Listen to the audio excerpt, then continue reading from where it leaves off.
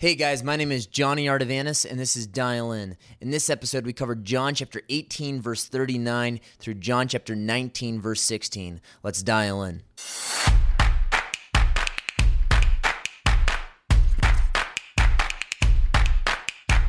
John chapter 18, verse 39 through John chapter 19, verse 16.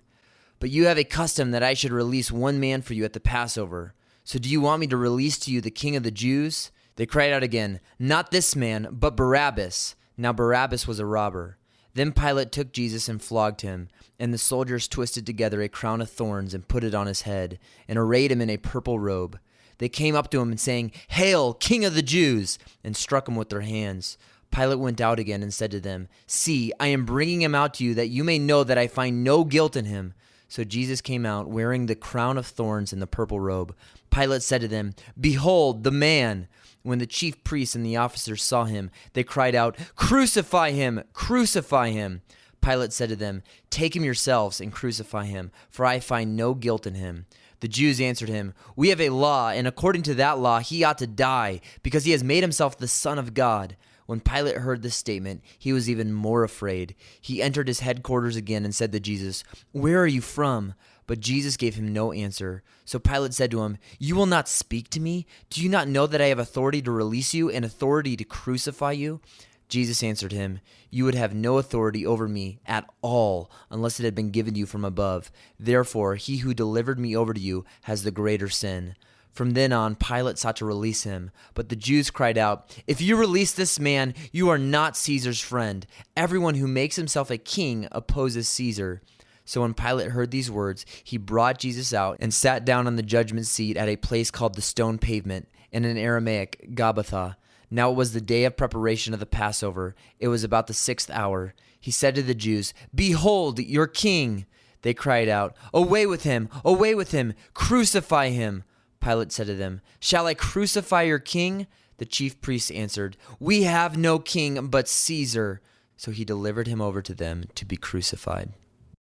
The option that Pilate presented to the people was that of a murderer and a thief, or Jesus Christ, the perfect, sinless Son of God. Pilate must have thought, surely they would rather have this miracle worker, the one who gives sight to the blind and heals the leper, than a thief and a killer.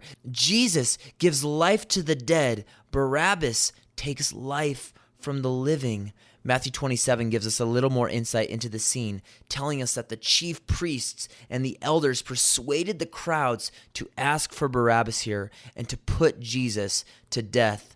Pilate said to them, "Which of the two do you want me to release for you?" And they said, "Barabbas." And Pilate said to them, "Then what shall I do with Jesus, who is called Christ?" And they all shouted in response. Imagine this.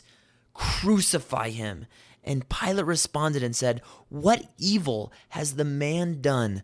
But they kept on shouting all the more, "Crucify him, crucify him." And when Pilate saw that he was accomplishing nothing, but rather a riot was starting, he took water and washed his hands in front of the people, saying, "I am innocent of this man's blood. See to that yourselves." And all of the people said, imagine this with me, this is real history, real events, and real people. And they responded to Pilate, a Roman, and said, "His blood, Jesus' blood, will be on our hands and will be on our children." Then Pilate released Barabbas and had Jesus scourged. And according to Luke 23:16, Pilate's thought process when he had Jesus scourged was to punish Jesus and then to release him. But punish him for what? Pilate had already said that this man was innocent. He had already told the crowd, "I find no guilt in the man." So why was Pilate doing this? Well, he's thinking that if he tortures Jesus and presents to the people a disarrayed version of a body, then the people will be satisfied.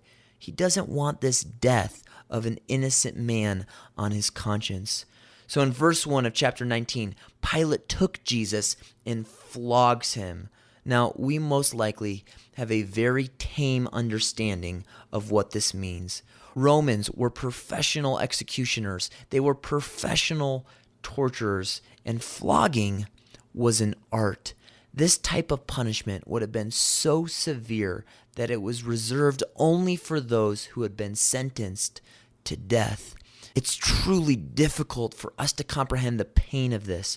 The Roman scourge basically consisted of a short wooden handle to which several leather cords were attached, and at the ends of these cords were sharpened pieces of lead and metal and bone, and the body then of the person was tied around a post with their hands, and then the person would be lashed and lashed until his body was ripped to shreds, not just in the back, but everywhere the cords touched.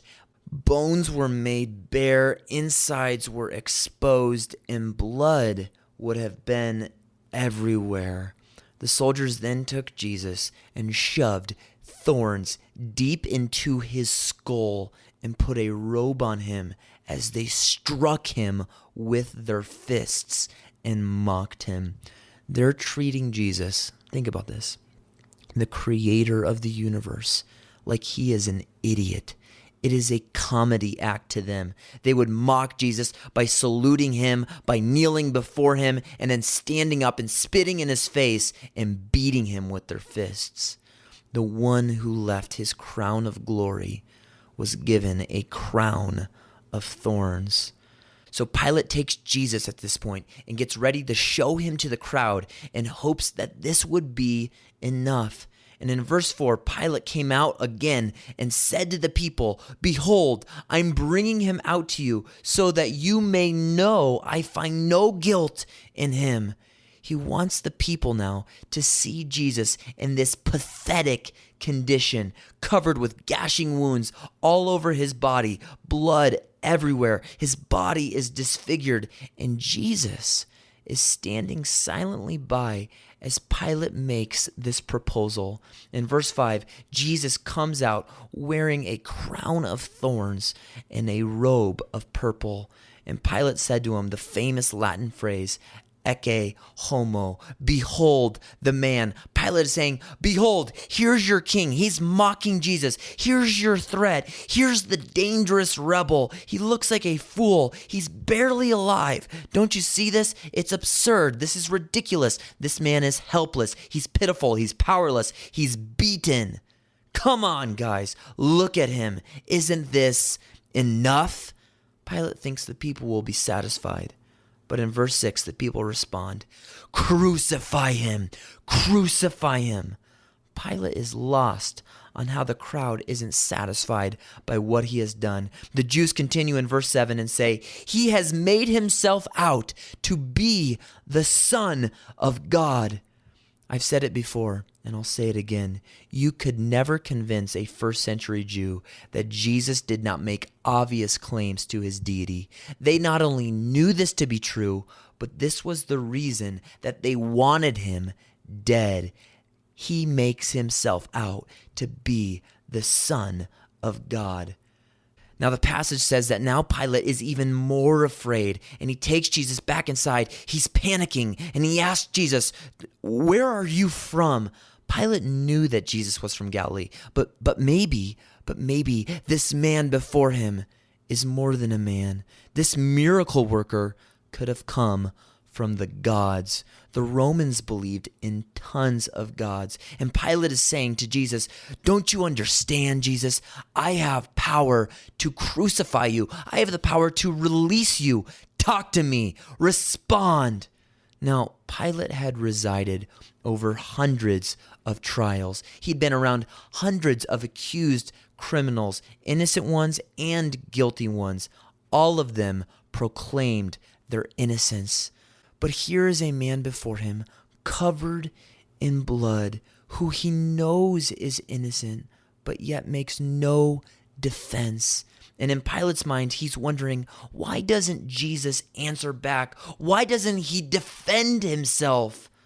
But as Isaiah 53 verse 7 says, Jesus was led as a sheep to the slaughter, and he was silent. Jesus responds to Pilate and says, "Actually, Pilate, you have no power unless it had been given to you by my Father." Jesus isn't trying to escape. He came to die. And in verse 12, Pilate sought all the more to release him. But the Jews shouted in response, "If you let him go, you are not a friend of Caesar." And Pilate then folds in verse 16 and delivers Jesus over to be crucified. I always wonder if Barabbas followed the crowd at this point and went to watch Jesus' crucifixion. The man who was guilty was delivered because an innocent man took his place. I wonder if Barabbas, a thief and a murderer, sat on the hill and looked at Jesus naked and nailed to a cross and thought, I live because that man dies in my place.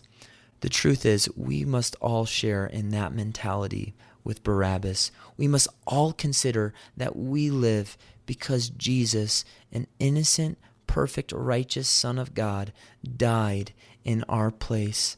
Maybe you're thinking, man, how could they have done that to Jesus? How could they do this? How could they kill him? But you must put yourself amongst the shrieking mob, yelling, crucify him, crucify him. It wasn't just their sin that Jesus died for. It was your sin, and it was my sin. The words of the hymn say it well. Behold the man upon a cross, my sin upon his shoulders. Ashamed I hear my mocking voice cry out among the scoffers. Jesus, the Son of God, whipped, beaten, and in our next episode, crucified. Why? Because God so loved the world that he gave his only begotten Son, that whoever believes in him should not perish but have everlasting life. Stay dialed in.